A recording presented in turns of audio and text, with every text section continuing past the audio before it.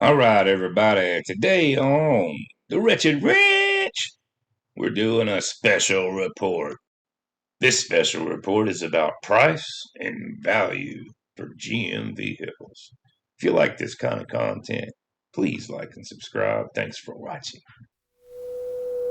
Cameras in.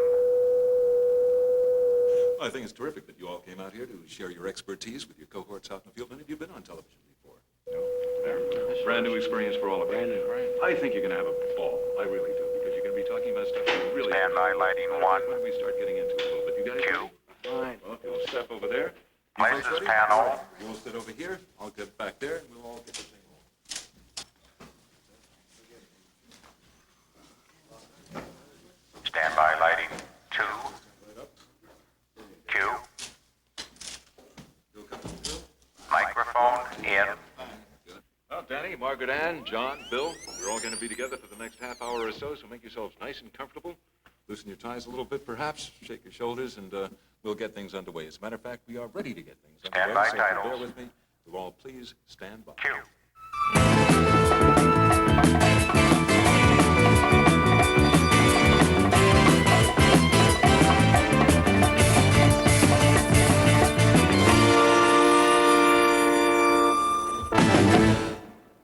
Welcome to this special report on price and value. Now, we know that price is a major factor in the decision to purchase a new car. It's consistently ranked among the top 3 reasons to buy during the last few years. How price is positioned for a prospect, how it's explained and justified, can mean the difference between making a sale and losing a buyer. Now, we've assembled a team of GM salespeople from different parts of the country, from different sized dealerships, to help represent you in a discussion of our findings. During the course of this report, we'll cover 3 major areas. The impact of inflation on consumer prices compared to automobile prices. The impact of interest rates on financing and monthly payments. And the impact of improved and expanded product content on prices. We will also investigate some of the common areas of price resistance and price objection that you run into every day. And we have some tips and techniques on dealing with them.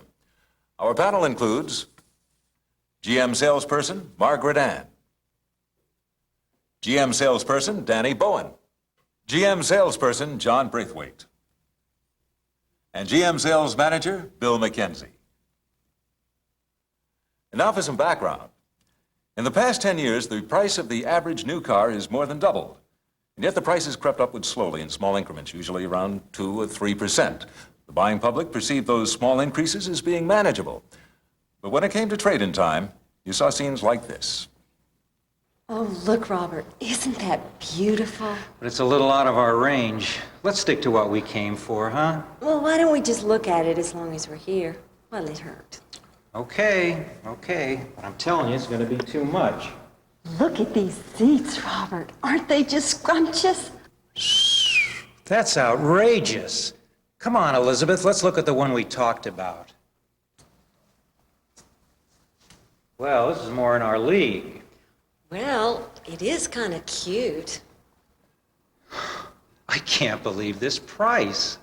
Maybe we better look at something a little smaller. Uh-oh, you're not gonna like this either, Robert. They've gone crazy. Who can afford this? Come on, Elizabeth, let's get out of here. I'm getting a headache.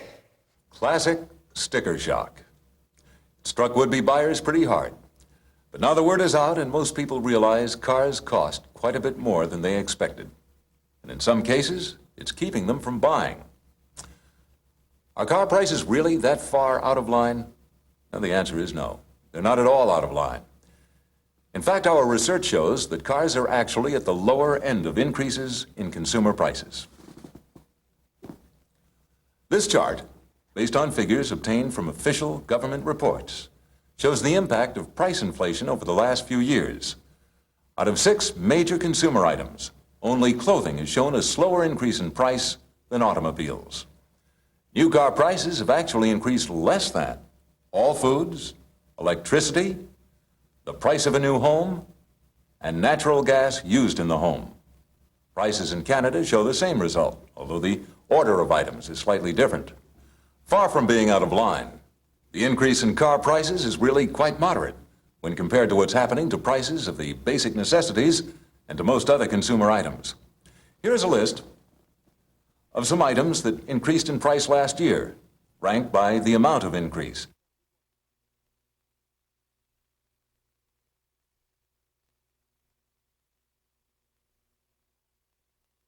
Notice that car prices are shown near the bottom of the list. This means they increased less than anything above them. Canadian prices show a similar relationship, although items and percentages are, of course, different. Another area of concern to many prospects these days is the interest rate charged on an auto loan. Like everything else, interest rates have gone up. But let's put them in perspective, too.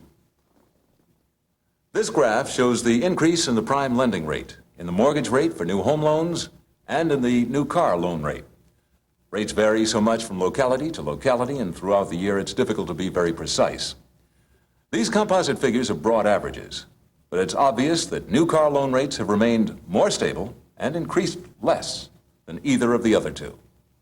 Okay, car prices have gone up. Auto loan interest rates have gone up. Yet they're very much in line with what's been happening throughout the rest of the economy.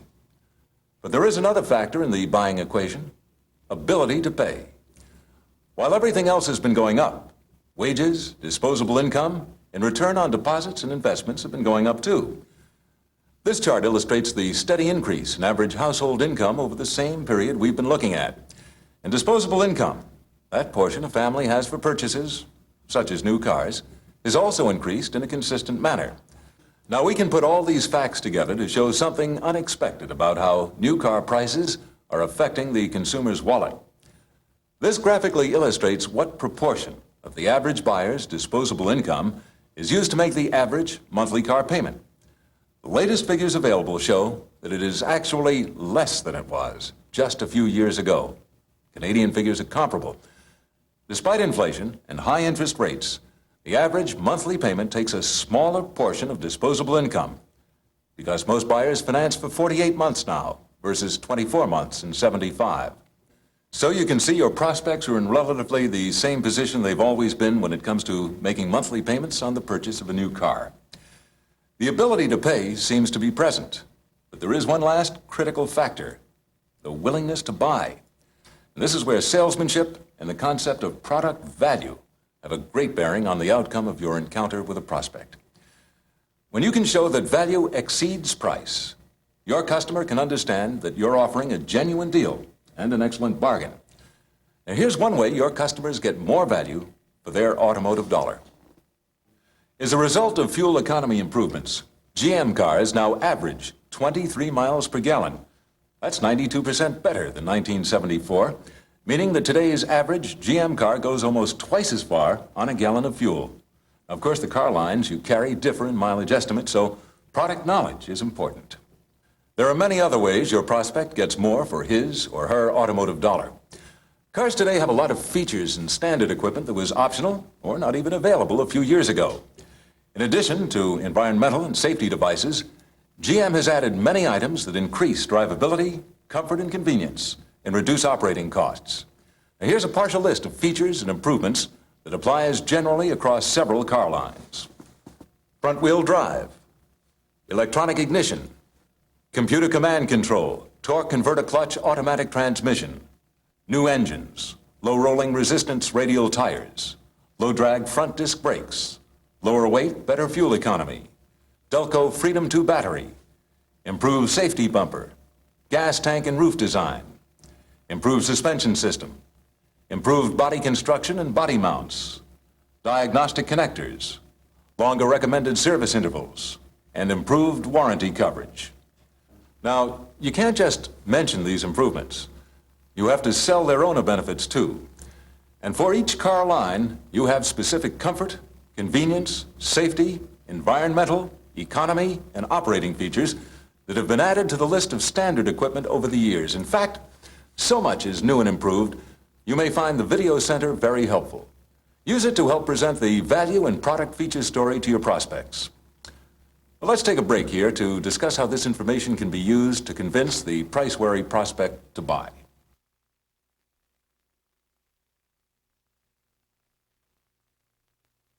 All right, once we've put price in perspective and looked at improvements in product value, how can we use this information to sell more cars?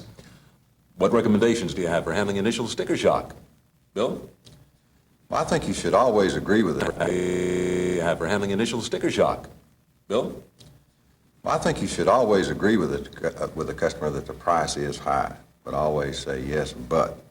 Then explain to him that a lot of the standard equipment on today's cars a few years ago was optional equipment and cost him more money. Also explain the many money-saving features that this thing has, such as the low rolling resistant tires. These tires should be good for 40,000 miles, where just a very few years ago they were only good, equipment tires were only good for 20,000 miles. Also the computer command control, which is probably the greatest innovation on a car today, is quite expensive, and explain the benefits of that to him. And then you really want to sit down on our fuel-efficient engines. Margaret Ann? Well, I definitely never argue with a customer about the price, but he does need time to adjust to it. Now, what I do is show relationship to other prices that have changed. For example, it'd be nice to go to a 25, 50-cent movie or pay a nickel or a dime for an ice cream cone. But those days are over, and I have to bring him up to the present. But you also have to show the value, put emphasis on what he's getting for the price. I put his attention on the equipment, the new features that are now standard. He must see and feel the equipment. He should manipulate the radio, see the new digital electronics that are now available. And most important, he should test drive the car. This is where he gets a chance to experience and see the value of what he's getting for his dollar. All right. Now, what about the person who objects to the total price or to the deal that you offer? John? Well, I think first of all, we have to condition the customer to today's prices in regards to inflation and the high cost of the living that we share. Then you establish a budget, some figure that he has in the back of his mind that he can afford to pay for an automobile, and proceed to choose that automobile. So I guess we must remember one thing, that every customer that walks in our showroom thinks that he's paying too much money. Well, that's all true, but it still seems like an incredible amount of money to pay for a car. I just think it's too much. Carol, I know exactly how you feel. I think the same thing whenever my wife and I go house hunting. Did you know that cars have actually gone up a lot less than new homes? I can believe that. They're both way too high. Well, I guess you get what you pay for, in most cases. Don't you think that's true? I guess so. And you're actually earning more now than when you bought your last new car, aren't you? Yeah, but it doesn't seem to go as far. I keep making more, but I get less. I'm really glad you brought that up, because it's just not true, especially when it comes to the car that you want. You're actually getting more, a lot more, and I can prove it to you. How can that be? I mean, I'm basically buying the same car I did last time. But it isn't, and I can show you. This car here has front-wheel drive. It gets better traction and helps you get through mud and snow better than your old car. It also has more interior space and trunk space. Now that's more for your money, isn't it? Well, okay, but not that much. Wait, I'm just starting. There's a computer command control system. It's actually a mini computer that makes over 6,000 calculations per second. And that gives you better starting, smoother driving, and lower emissions. It'll make driving more enjoyable. Now, your old car doesn't have that. It doesn't even have a computer. And there's also a diagnostic connector. Now, that's where our service people plug in their test equipment, and it helps them to pinpoint the problem and give you faster, more accurate service and repairs. Your old car doesn't have that either. There are also low-rolling resistant radials, and the front disc brakes have a new low-drag design that helps reduce friction. They both help you save on gas. They're not on your old car. All right, you've convinced me. There are a lot of new features, and I am getting more for my money. But I still don't understand why I have to pay almost full sticker price. I mean, last time I got a real deal. Hundreds of dollars more off the price you're offering me today. How do you justify the fact that the deals don't seem to be quite as good today as they did several years back? How do you explain that along with the cars, the discount structure has been downsized too? Danny. Well, I think it's important to let the customer know that the inflationary production cost and the addition of necessary features that increase the value and the efficiency of the car are two of the main important reasons why prices increases today. Now, here's another common objection. The prospect thinks that you've underappraised the old car. He believes it's worth more than you're willing to offer. Now, how do you justify the trade-in allowance? John? Well, trade-in value is based on the market value of that particular car at that time, less any reconditioning costs that have to be done to put the car back in a saleable condition so that you can put it on the used car lot. I often say to customers, if they don't agree with my appraisal, would you buy the car in the condition it's in at that price right now? Margaret Ann? Well, customers tend to idealize their car, and they still see it as it used to be. Now, I have to help them view it more objectively. Sometimes if his figure is really out of line, I might jokingly tell the customer, Mr. Jones, why don't you come work for us? If you can sell the car for that amount, we'd give you a bonus. Well, you know, a lot of times the decision to buy comes down to that magic figure, the monthly payment a prospect has in his or her head and wants to stay close to. Now, sometimes it's realistic and sometimes it isn't. What suggestions do we have for this situation? Bill? Monthly payments are an important part of the sale. And when you're showing a customer on a car on the lot, you should qualify this customer to the best of your ability, to his or her ability to pay. Also, find out where he's employed and what he does for the company. This is going to give you an insight of his income and what possibly free income he does have for car payments. If you still incur a problem, sit him down and show him how little cash it will take to get that payment at the level he has in mind. Then explain to him that due to inflation and higher interest rates, it is true that automobile payments are up a little. But in comparison to other purchases such as housing, appliances, automobile payments are up less percentage-wise than many other purchases he makes all the time. Also, you know, if you're $10 or $12 a month away from a customer and this customer smokes, you can come up and say, hey, Mr. Jones, we're just a package of cigarettes a day apart. The payment objection can be critical, so let's expand on this. Any other suggestions? Danny? Well, another way to overcome the monthly payment objection is to show the customer the savings that could be realized both in economy and maintenance. You know, a good set of tires to keep the car in safe, good running order could cost a man as much as $15, $20 a month. Another example is I delivered a car to a lady last week that was objecting to $170 a month. She was trading a car in that was getting somewhere in the neighborhood of 12, 13 miles to gallon, where the one she was buying was somewhere in the neighborhood of 20 miles per gallon. Just in normal running around town, that lady's going to save anywhere from $50 to $100 a month in fuel cost. I think when you put these two together and you show the customer that they can save by purchasing a new car now, instead of waiting and fixing up the old car and keeping it safe to drive, I think you can overcome this monthly payment objection. But I just can't go over that. I figured out my budget, and that's really all I can afford. Well, let's take a closer look at that, Carol. Did you figure in some of the operating costs, like the cost of gas? What do you mean? Well, let's say the new car saves you about 12 tanks of gas a year because of better mileage. That's reasonable to expect with the driving you told me you do. What does that have to do with my monthly payments? Well, quite a bit. At current prices, that figures out to more than $240 you could free up to put toward payments, or an extra $20 a month. Well, I don't know. And what about maintenance and repair on your old car? Tires, battery, muffler, all those things add up. The cost of a new set of tires alone would be worth another $10 to $20 a month, depending on what you get. I'm beginning to see what you mean. You know, really, when you look at the cost of operating your old car against the payments on a new one, frankly, I don't see how you can afford not to trade. But there are many other objections, as you're well aware. If it's not payments, it could be the cash difference necessary to keep the payments in line. Now, what can be done to overcome the downstroke objection? Bill? Again, qualifying the customer and trying to handle this during the sales presentation is real important. But if you still have a problem when you get into the closing booth, get the maximum amount of money that you can out of the individual where you can submit it to the company, to the lending institution, with a maximum down payment to avoid too high a qualification. Sometime back, we had a farmer and his wife drive up on the lot in a big flatbed truck. On this truck, they had 100 bales of hay. The farmer was qualified for more money down, which he didn't have. And I called a hay dealer in our area. We found out the value of the hay and gave him that trade-in, which qualified him. This made 3 people happy, the farmer, his wife, and myself.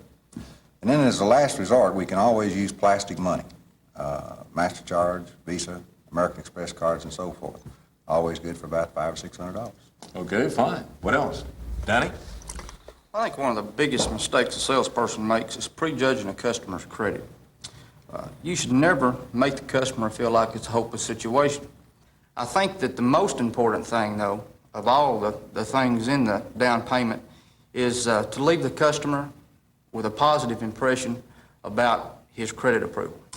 But what about financing? Let's assume you've agreed on a price, but the prospect balks at the interest charge. John? Well, there's only 2 ways to buy a car. One is to pay cash for it, and the other is to finance it. By financing, you leave your own money in the bank to work for you.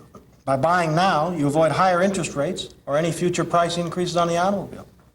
And thirdly, by buying now, you avoid any operating costs on your old car in repairs that could exceed questionable lowering of interest rates. Let's look at an objection to the cost of a certain option or group of options. What would you do in that case? Margaret Ann? Well, I sell the value of the options. I show how it's going to add to the enjoyment of ownership of the car. I remind the people that they deserve to have the best. Why deprive themselves of a few extras? I concentrate on how they can utilize these options, and I show the benefits and the advantages of having them.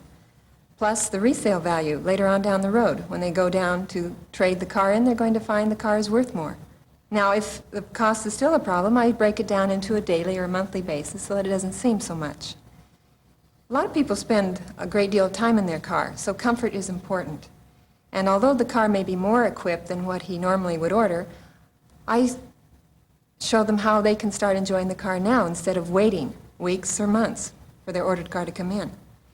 Later, after they have these options and they utilize them, they often are glad they have them, and they come back and they thank me. And now they know next time they wouldn't go without them. Well, those are the major price objections, but are there other points that might be helpful in a discussion of price and value? John? One thing I think we should remember that included in the price of a new car or truck is warranty. And we should point out to the customer what the warranty is, what it entails, and how it protects him in relationship to his new investment. I also think that the longer maintenance schedules that go along with the new GM cars go hand in hand with the product value to the customer.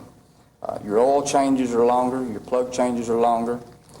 You have many new innovations on the cars, computer command system, which increases fuel efficiency. You have the diagnostic plug, which eliminates many time-consuming checks and diagnostic evaluations of your car. This, in turn, passes on the savings to the public and to the consumer on the new cars.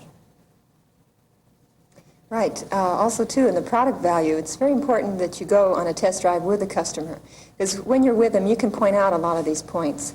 And also, he gets to experience the feel of the new car, and this will help soften his objections later on, and it lowers his resistance. After he's driven that car, it's hard to say no. You know, if we start right, all of this becomes easy. We certainly, as salespeople, have to approach a customer with a positive attitude. We have to earn his trust. We have to qualify him by putting him in a car that is right for him as an individual or right for his family if it's a family car. We can accomplish a lot of things in this one word of trust. If we get his word, if we get his trust in everything that we do and say, our job will become much easier. Right. Objections are just a sign that the customer needs more information about the product, and you need to show them more value. I think what we've just heard outlined is quite important. It's not just specific answers and comparisons, but a process for dealing with price objections and proving value. The recommendations are to first, build rapport and trust by agreeing with the prospect. Use a statement like, yes, seems like a lot, until you look at all the value and features you get in return. Then go on to sell yourself, your dealership, and the deal you can make now. Second, sell product value. Set your prospect on a particular car, then use specific answers and comparisons to prove value. Third, answer objections with facts and figures. For example, You might show how the difference in payments is equaled out by gas and maintenance savings on the new car compared to the extra cost of repairs to the old car. And fourth, close the deal strongly and positively. You might mention the likelihood of a lower trade-in value, higher sticker cost, and higher monthly payments, including increases in interest charges if the prospect waits. Say something like, I really don't see how you can afford not to trade. You know, price doesn't have to be an obstacle to making a sale. If you handle it properly, there are many ways to overcome price objections. Linking price with value received in return is good psychology and can be very persuasive. Price objections don't mean no to a sale. They're merely an invitation to justify the cost of new car ownership. Now, two old sayings come to mind, and they're just as true today as they've always been. You don't get something for nothing, and you get what you pay for. There have been no improvements in value or features for such consumer items as electricity, most foods, gasoline, and other items that are increasing in price at a faster rate than cars. In fact, there is less value at a higher cost for many items today. You can be proud that the GM cars you sell do offer the buyer more for his or her money. You have value on your side. Guys, thanks for watching. Till the next one.